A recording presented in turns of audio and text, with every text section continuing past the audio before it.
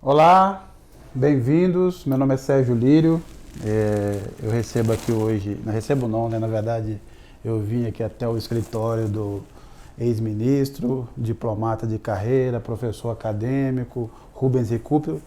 Ministro, muito obrigado por aceitar o nosso convite para dar essa entrevista. Eu aqui, se fosse aqui listar todos os serviços prestados pelo professor Recupero ao país, à diplomacia e ao pensamento, nós tomaríamos aqui a maior parte dessa entrevista. É uma longa carreira, brilhante. Há nuances, há questões locais em cada movimento, seja na Bolívia, no Equador, no Chile, Honduras. Mas o que o senhor diria que tem de conexão entre esses movimentos, na Colômbia também, do que está acontecendo nesse momento na América Latina, em especial na América do Sul? O que liga esses movimentos? Há um denominador comum, né? Apesar da diversidade, eu acho que esse denominador comum é dado por um estado de insatisfação geral da população com as condições atuais do continente, né? Não creio que se trate apenas de um fenômeno da América Latina, né? Ontem eu procurei dizer que nós estamos vivendo um momento da história mundial em que é generalizado o sentimento de mal-estar, de insatisfação. Eu tenho para mim que a explicação profunda disso é aquela famosa definição do Antônio Gramsci sobre a crise, né? Em que ele dizia nos cadernos do cárcere, né, que a crise é aquela situação em que o velho não acaba de morrer e o novo não consegue nascer. Ele diz, nesse intervalo, toda sorte de sintomas mórbidos sobem à superfície. Eu estou convencido, não vou entrar muito em detalhes disso, que o mundo está numa profunda transmutação que tem a ver com forças que vão atuar durante muito tempo. Algumas são até de natureza demográfica, de mudança da dinâmica das populações, né? Essas ondas de refugiados, né? De países que continuam a crescer em direção a países em que a população está se contraindo, né? Como é o caso da Europa, né? Os efeitos que isso provoca na psicologia das pessoas, né? O efeito de desestabilização.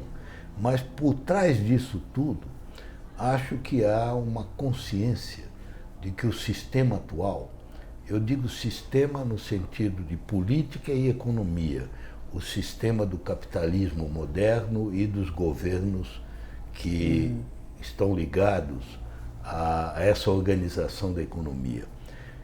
Há uma percepção de que esse sistema é incapaz, pela sua própria lógica, de trazer uma solução aos três problemas cruciais da humanidade, que são a mudança climática, que é provocada, né, pela própria lógica produtivista, né? Em seguida, o desemprego estrutural, que vai se agravar com a inteligência artificial, com os robôs, né? E, finalmente, a tendência ao crescimento da desigualdade. E isso em todos os países, mesmo aqueles países avançados que não tinham índices de desigualdade tão graves. E isso se deve, sobretudo, em função do domínio da economia pelas finanças, pelos mercados financeiros. De todos os fatores, esse é que promoveu a concentração naquele 0,1%, né, de uma fortuna gigantesca, né, que nós vemos, como a Oxfam tem mostrado, né, um punhado de indivíduos, né, 12 pessoas, tem uma fortuna equivalente a 3 bilhões e 500 milhões de pessoas, né?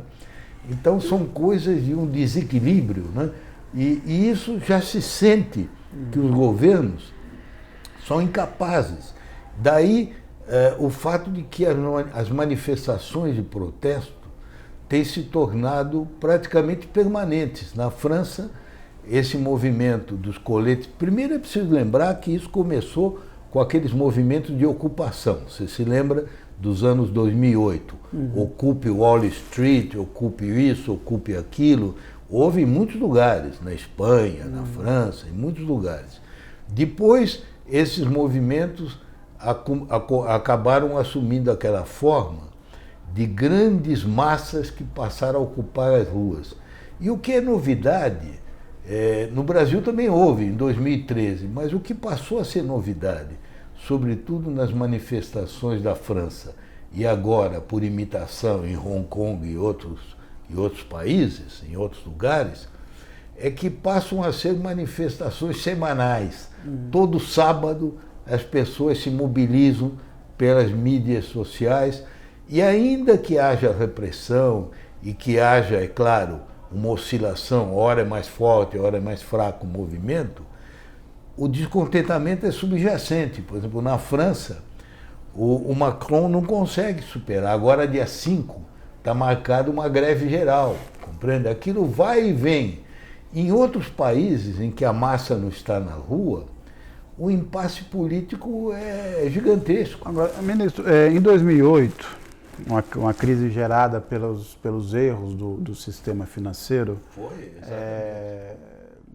quando eclodiram as manifestações, quando se eclodiu aquela crise, muita gente tinha decretado que ali era o fim desse modelo econômico. Só que o que aconteceu foi o contrário, ele se aprofundou desde então. E, na verdade, a culpa foi transferida para os estados nacionais, para os governos. O senhor vê... E para a população. Quem pagou o preço, como você sabe, até hoje nos Estados Unidos, nenhum dos autores desse descalabro chegou aí à prisão, porque os bancos admitiram a culpa, pagaram multas bilionárias com o dinheiro dos próprios depositantes, né? No fundo o banco está sempre gerando, né? E ninguém foi punido.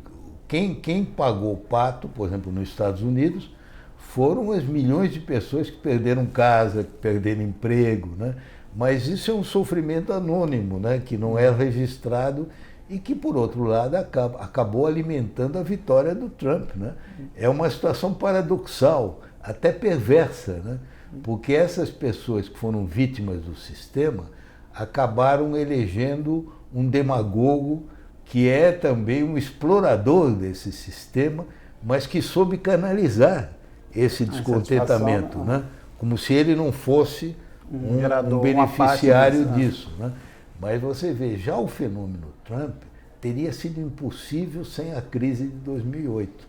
A crise de 2008 é que levou a essa degradação do sistema político, né?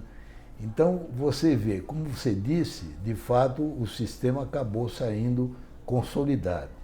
Mas isso não deve nos levar a uma conclusão errônea. Os grandes movimentos de mutação, eles acumulam muitas derrotas até chegar ao momento em que eles triunfam, né? Por exemplo, no século XIX, quando a grande onda de mutação era a Revolução Industrial, né? Apareceram aqueles subúrbios, né, de operários em Paris, em Berlim, em Milão, e criou-se um novo ator, que era o operariado industrial, né, que é o que dá origem ao socialismo, ao marxismo. Era um ator que queria um lugar ao sol, que queria ter uma posição dentro do sistema político, que eles nem votavam, né, porque naquela época você tinha que ter uma renda para votar, né? Nem votar eles podiam, né? Mas que queriam ter poder político, poder econômico. Isso gerou as revoluções de 1830, 1848, a Comuna de Paris de 1871, todas foram derrotadas. A Comuna de Paris, milhares de pessoas foram fuziladas sumariamente, mas no final acabaram mudando o sistema, né? Porque pouco a pouco os partidos sociais-democratas, os partidos marxistas acabaram mudando o sistema. Então, para nós entendermos o que está acontecendo hoje, é preciso também não esquecer um fato fundamental, que foi a desintegração do comunismo em 89 e 90, nos primeiros anos dos anos 90. Né? Porque, embora o comunismo tivesse seguido um caminho equivocado, né, burocrático, né, stalinista. Como dizia aquele filósofo francês Emmanuel Levinas, né, o comunismo mantinha viva a esperança de que um outro sistema era possível, de que era possível uma ordem mais justa. E, de uma forma direta ou indireta, o marxismo alimentava todos aqueles movimentos que acreditavam que a desigualdade não é como a ordem dos planetas, não é alguma coisa que é determinada pelas leis da natureza, é uma escolha dos seres humanos. A desigualdade é uma escolha política da sociedade, né? E, infelizmente, a crise do marxismo, até mesmo do marxismo democrático, persiste. O fim do marxismo alterou profundamente o quadro ideológico-político da humanidade. Na Europa, aqui, em toda parte. E até hoje nós não vimos um substituto. E como há um vácuo, esse vácuo é ocupado por esse movimento de insatisfação. Mas muito desorganizado, né? Muito desorganizado por isso, né? Porque nessa época o socialismo, nas suas maneiras diversas, né, organizava um pouco a insatisfação e canalizava, né? Porque canalizava para o sistema da democracia parlamentar. Hoje, as massas já não se sentem mais representadas nesse sistema. Tanto assim que é curioso que na Europa, boa parte do eleitorado dos partidos de extrema-direita eram os que antigamente votavam pelos comunistas e que hoje ficaram desamparados e querem uma mudança do sistema. Eu quero apenas insistir, sem chegar a muitos detalhes, que nós estamos vivendo uma mutação mundial, não é uma questão apenas da América Latina, entendeu? Eu não esqueci que o nosso tema é América Latina, mas você pode olhar o mundo todo. Os Estados Unidos está bem? Não está. Os Estados Unidos está com um processo de impeachment há muitos anos, que essa a polarização entre democratas e republicanos paralisa tudo, né? O último tratado que o Senado aprovou nos Estados Unidos foi há 17 anos atrás. Não se consegue aprovar mais nada de significativo, entende? Na Inglaterra, a saída da União Europeia, o Brexit, também nós vemos que o parlamento não consegue cortar o nó, né? Não decide nem num sentido nem no outro. Agora vai haver uma eleição. Talvez essa eleição resolva, mas o que nós estamos vendo no mundo é um outro fenômeno, as eleições que não resolvem. Na Espanha é a 4ª eleição, né? Em Israel agora vai haver eleições. São eleições que são convocadas e não resolvem, né? Porque continua o impasse, porque eu dizia isso, na verdade o sistema é incapaz de atender às reivindicações. E as reivindicações são muito concretas, porque a maneira como elas se traduzem na prática é como nessas reivindicações dos coletes amarelos. São pessoas que ganham muito pouco, aposentados, ou salários muito baixos, que hoje em dia não têm mais acesso aos serviços públicos, porque mesmo na França eles estão fechando as agências de correio, o transporte ferroviário, que era a vida deles, agora fecham as estações. As pessoas dependem do carro, todo dia tem 50 quilômetros, 60 quilômetros para trabalhar. Quando o governo então aumenta uma taxa sobre o diesel, que lá todo mundo usa o diesel, né? Porque até para os carros comuns, individuais, o diesel é que é utilizado, né? Aí as pessoas se sentem estranguladas. Agora, ministro, voltando aqui à região, ao nosso pedaço, o senhor costuma dizer, eu tenho dito, que de todas essas revoltas, a mais significativa é o Chile. Por quê? Os outros todos, em grau maior ou menor, os tumultos eram previsíveis, os tumultos ou as mudanças, né? Se nós tomarmos o caso da Argentina, a Argentina está com esses problemas crônicos, o Macri fracassou. Então não era uma coisa difícil imaginar que o Macri ia perder a eleição, né?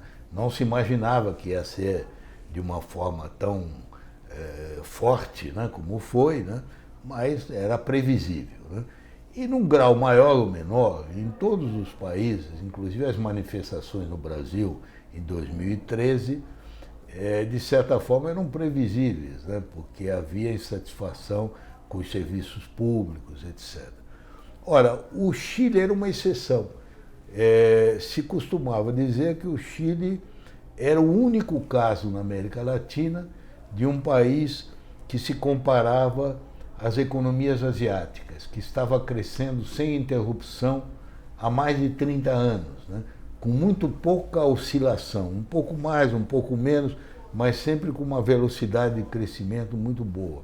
Além do mais, era um país que depois do fim da ditadura do Pinochet tinha assegurado alternância no poder, né? Tinha havido sempre, né, eleições.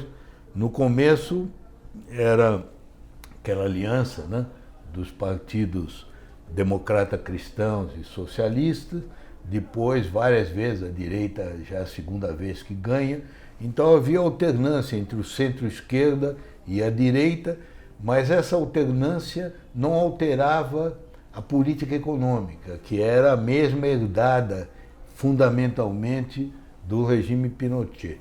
E o que se dizia é que o Chile era o exemplo de que a abordagem ortodoxa de economia dos economistas neoliberais funcionava, porque permitia o crescimento, permitia a melhora dos índices sociais. E ninguém suspeitava, a não ser uma ou outra pessoa, que o Chile, na verdade, tinha esse potencial de insatisfação acumulado. Porque o que surpreendeu nos acontecimentos do Chile, além da subitaneidade, foi a violência. São mais de 20 mortos. No Brasil, em 2013, um país de 209 milhões de habitantes, creio que houve só 2 mortes. Uma senhora que foi atropelada em Belém do Pará e aquele cinegrafista que morreu no Rio de Janeiro. Lá, em poucos dias, mais de 20 mortos, né? E a escala de violência, saques, incêndios de estações de metrô. Pessoas que ficaram cegas, né? 200 e poucas, né, que foram cegas pelas balas. Como é que se explica isso? Em parte é a repressão, mas em parte é o descontentamento acumulado. O que se revelou, de repente, é que era uma grande ilusão aquilo que se dizia, porque, de fato, na superfície tinha havido esse crescimento, mas um crescimento que concentrou muito a renda e a riqueza, né? Os outros participaram muito pouco, né? A prova disso é o caso da Previdência Social, que eles privatizaram, e a imensa maioria das pessoas vive hoje com menos do que um salário mínimo, né? Agora, esse modelo chileno, que é a inspiração do... Quer se aplicar aqui, né? Então, o que acontece no Chile, o senhor acha que de alguma maneira vai dificultar que se implante essa agenda no Brasil?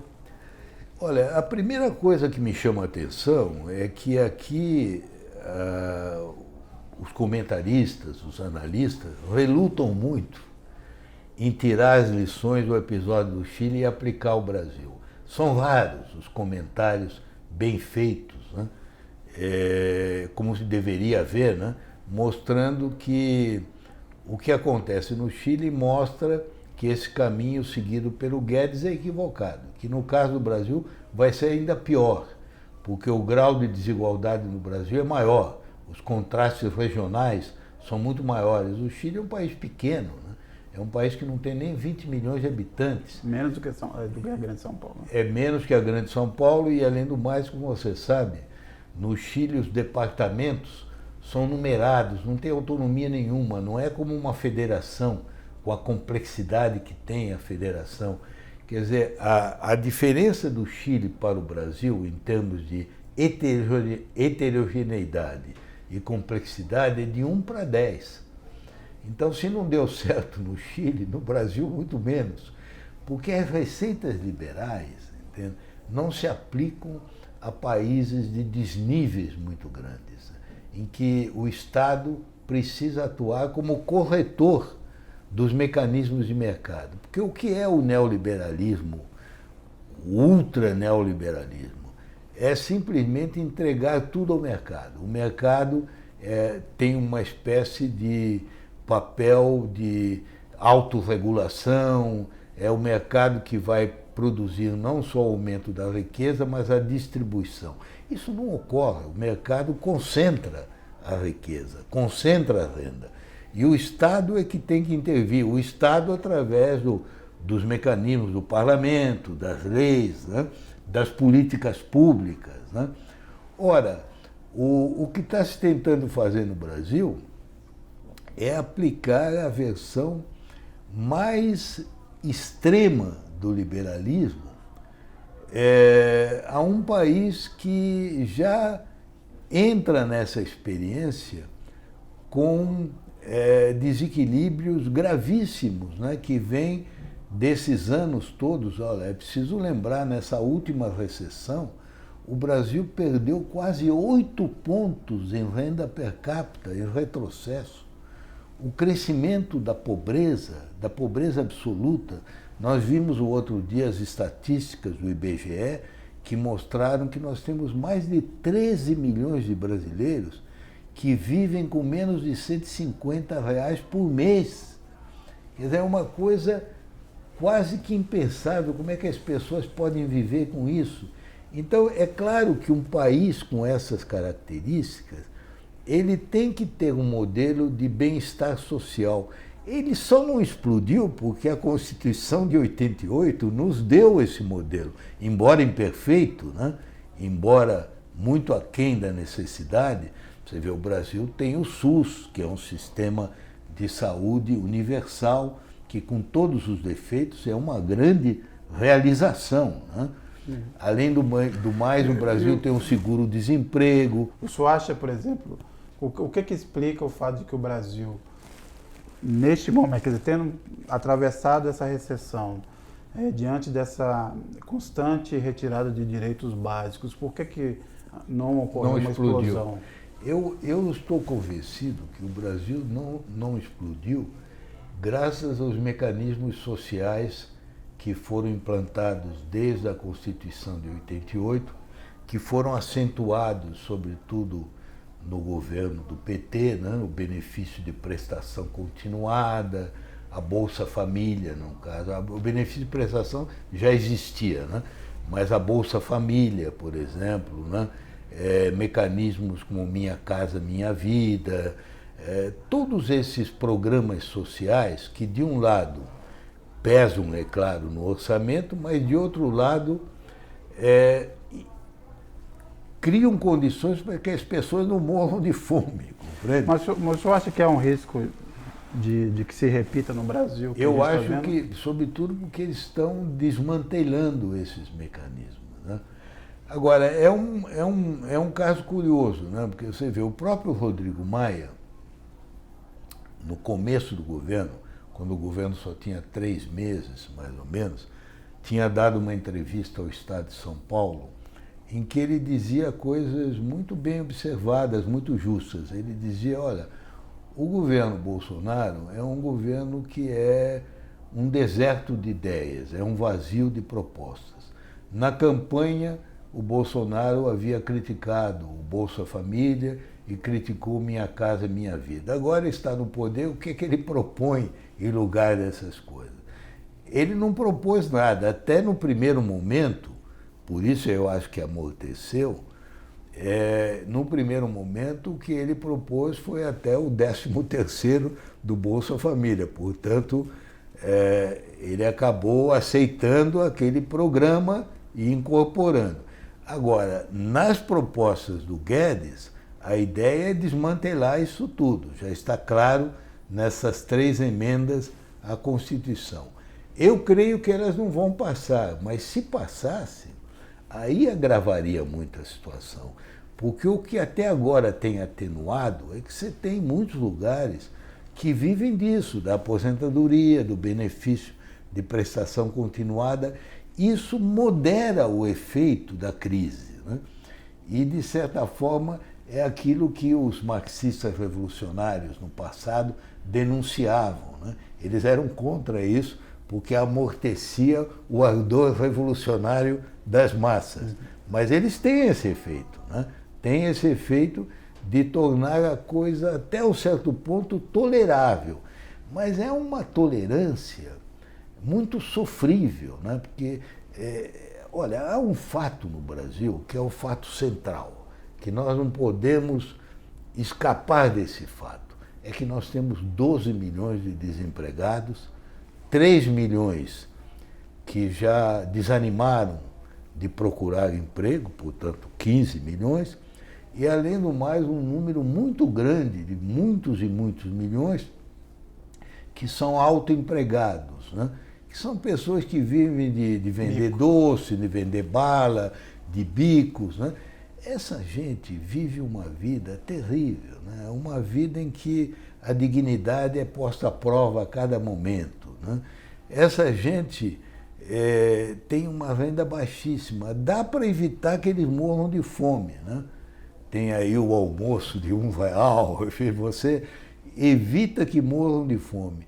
Mas essa massa toda não vai jamais ter capacidade de consumir. Então, esse problema é o problema central. Aliás, a grande diferença entre o Bolsonaro e o Trump é esse. É que enquanto o Trump está se beneficiando de uma onda muito favorável, que é o nível de desemprego caiu a menos de 4%, né? Aqui o desemprego é muito alto. Eu não vejo possibilidade, com a política econômica atual, de absorver fundamentalmente esse desemprego, entende? Porque, analisando a economia de uma maneira racional, você vê, não virá nenhum impulso de crescimento do lado da oferta, porque a indústria tem capacidade ociosa e, além de capacidade ociosa, tem estoques muito altos. Então não vai investir, a não ser quando tem que mudar uma máquina que já não pode mais funcionar, né? Por outro lado, a situação mundial não é favorável. O preço das commodities está caindo. Uma das poucas coisas da situação brasileira que era positiva, que era a situação externa, está se deteriorando. O rombo nas contas e no déficit corrente, que era de 0,8, agora está em 2,3. As nossas exportações estão caindo, né? O superávit comercial está encolhendo, portanto não haverá estímulo da demanda de fora, né? E, por outro lado, a demanda interna está muito anêmica. Ela vai se recuperar um pouquinho, mas é um efeito enganador por causa do FGTS, né? Agora o 13º, né? A melhoria do crédito, porque os juros caíram. Se você somar isso tudo, vai dar um fôlego. Até janeiro, até fevereiro, vai dar a ilusão, né, de que está havendo um começo de crescimento. Mas é coisa pouca, né? É muito pouco. Nós teríamos que estar crescendo a 3,5%, 4%, 5% para absorver esse desemprego. Isso nós não vamos crescer. E só vamos poder crescer quando o governo se convencer de que o investimento público é indispensável. Hoje em dia, o único economista que está dizendo isso é o André Lara Rezende, que está sendo martirizado pelos outros, né? Mas ele está apontando o caminho certo. Sem o investimento público em infraestrutura, o Brasil não sai desse buraco, entende? Por isso é que essa política do Guedes não leva a nada, é um fogo de artifício.